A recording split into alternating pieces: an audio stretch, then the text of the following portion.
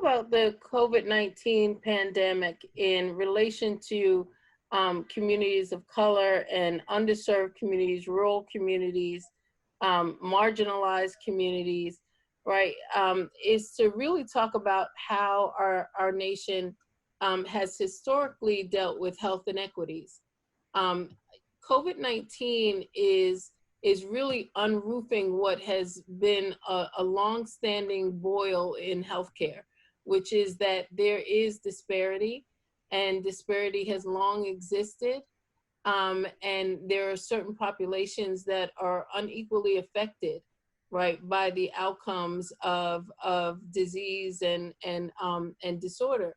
And what we see time and time again is that these communities tend to, if they're being heavily affected by one chronic illness, right, the other one will come along. And COVID-19 just shines a light on that. So in terms of the pandemic, yes, you know, I believe that there's underreporting, right, that's going on. We know that there's a number of states in the United States that still don't even ask demographic data, right, when screening for COVID-19. They're not asking race, they're not asking ethnicity, and that tracking is critical to getting the real numbers. But it is still striking, even with those deficiencies, that we're seeing such a high level of mortality and morbidity in African American communities, Hispanic communities, our native tribal communities, right, rural communities,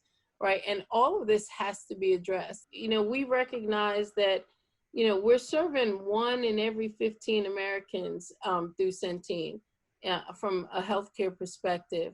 And we're trying to deliver on the highest level of quality.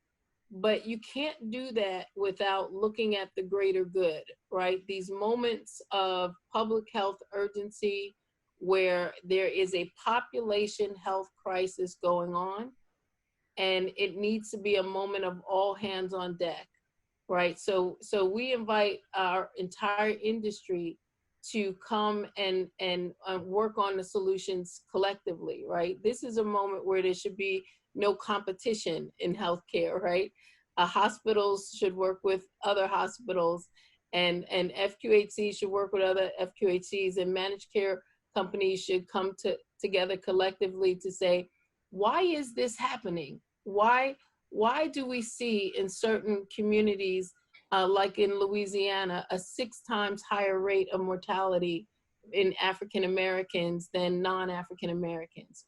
Why is that occurring, right? And state after state after state, we're seeing those same kinds of numbers. And what we know to be true, and Gary has spoken of this many times, is that it's not just chronic illness that's causing that mortality rate, right? Because when you control for chronic illness, we still see these types of numbers.